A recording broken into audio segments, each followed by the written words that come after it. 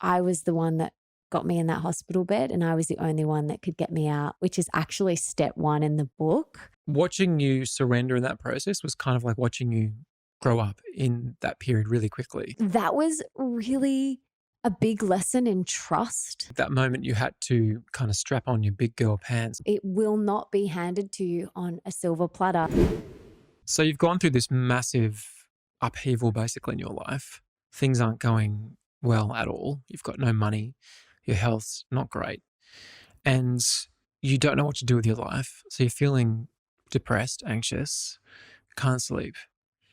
And slowly through this health journey you had to go through, because you were unwell in 2010, you start to uncover your truth, your meaning, the reason you're here, right? But was it an instant thing that you realized that's what you're here to do, or was it kind of by default or accident?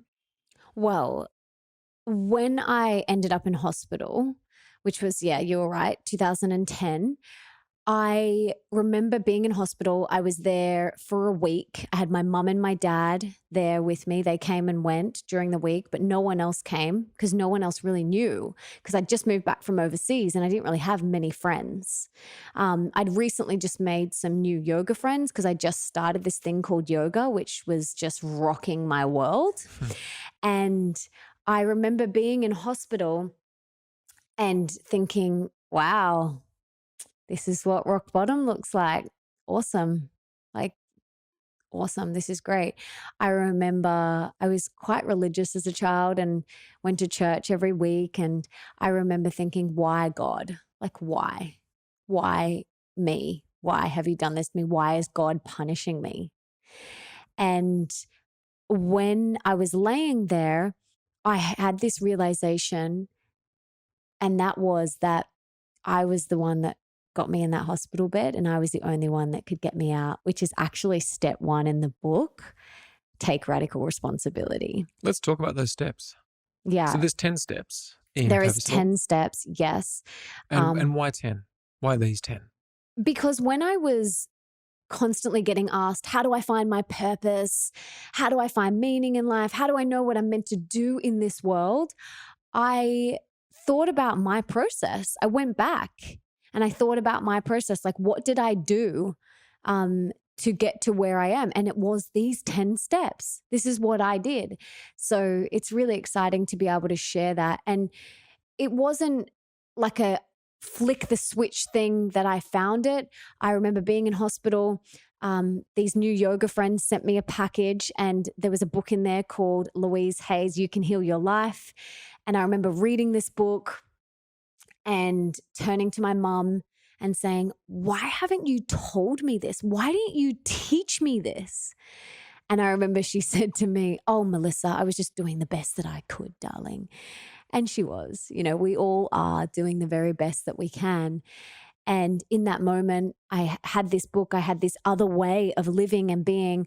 I had this realization that I needed to take radical responsibility.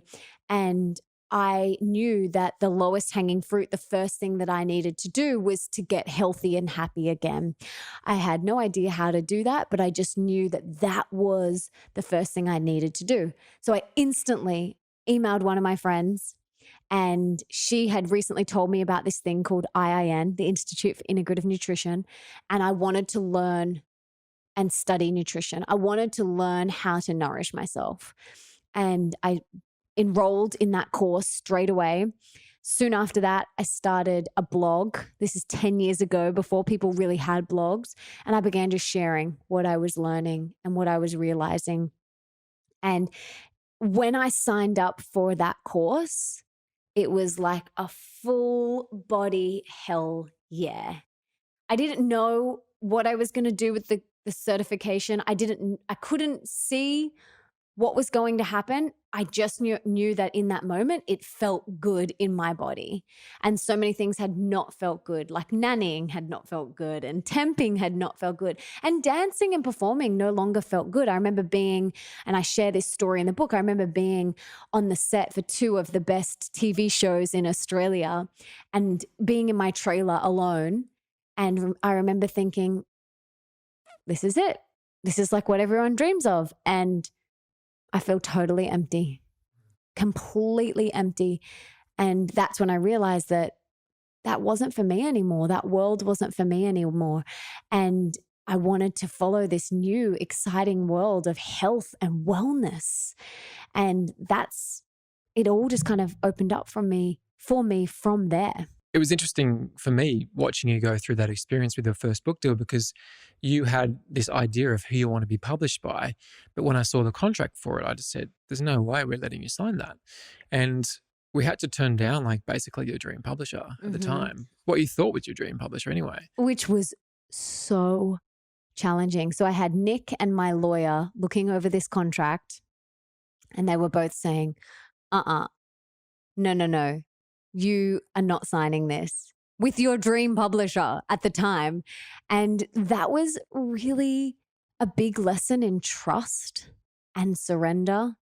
And I remember thinking, but what if I never get another publisher? Like, this could be my only opportunity.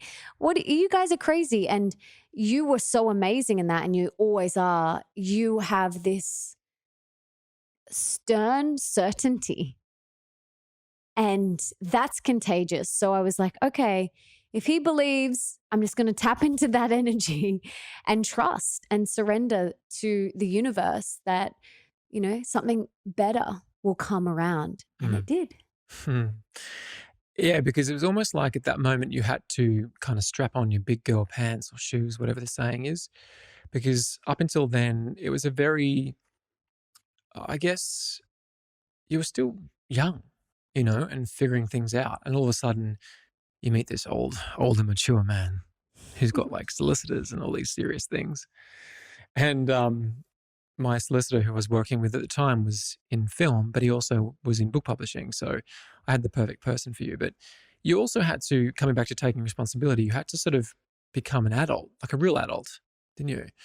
But it was amazing watching that journey for you, because I think watching you surrender in that process was kind of like watching you grow up in that period really quickly, from having this sort of pipe dream to trusting that that will become something bigger than you ever imagined.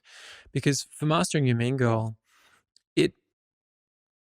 I would have to say, isn't that bigger than you ever dreamt it would ever be? I mean, it's incredible how much impact that's had. I know. It blows my mind. Still 5 years on, and constantly being brought all over the world. And same with Open Wide. It just blows my mind. And I'm so grateful and so glad that it's getting in the hands of people that need it the most. So when you do find that purpose, because I think it's important to touch on, for people listening, they've heard, I guess, your dark night of the soul moment. But now you're living in this part of your life where things have clicked. And we said before that it didn't always come easily. For example, when we first met, we were so excited, of course, to be with each other, but also we had very complementary skills. So the things that you needed in your business, I had those skills. And the things that I was craving, you had that as well. And so we kind of, in the early days, we worked really hard, didn't we? We'd be working up until like 11 o'clock at night. And I don't recommend that. But your adrenals will not love that. No, I think I'm still paying for it. Yeah. But now it's very different. Like you've been going to sleep at 6:30, 7:30 o'clock, which is amazing. But I think it's also okay to just acknowledge and allow people listening that it's not always going to, like, you can find that thing, whatever it is for you, but there might be an element of, I'm hesitant to say push, but an element of like grit and determination, right? I like to use like inspired action, and nothing is going to be handed to you on a silver platter. Nothing. And you do have to work, but you don't have to burn yourself out in the process and give yourself adrenal fatigue, but you do have to show up every single day. And we still do. Both of us do. You still show up for your music and all of the businesses that you're involved in. Like, you're still showing up constantly. And same with myself, because it's our purpose. It's what lights us. It's what gets us out of bed in the morning. It's what makes us feel inspired. And so, yeah, you do. You have to kind of put in the work and show up. It will not be handed to you on a silver platter.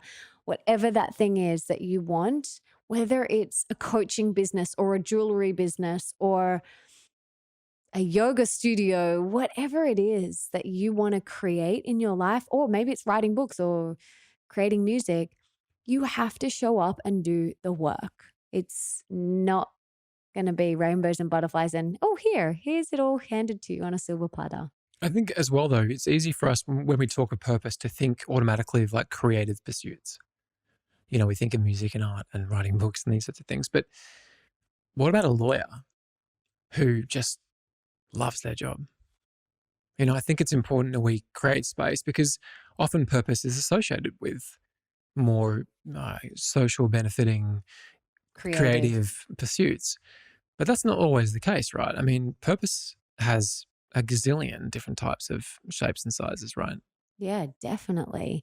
And I'm sure there are lawyers out there that are like, this is my purpose. I think a lot of lawyers would be like that. Yeah. This is what I was born to do. This is what I am here for. And they have a why, like they have a really strong why. And I talk about that in the book as well. It's like, why do you want to do the thing that you want to do? That's really important, and connecting with that. So when you find a thing that lights you up, that vehicle that you use for your mission, then it's attaching a why to it. That's what's going to motivate you to keep going when you feel flat or when you feel uninspired or whatever. That's what's going to keep the momentum moving forward.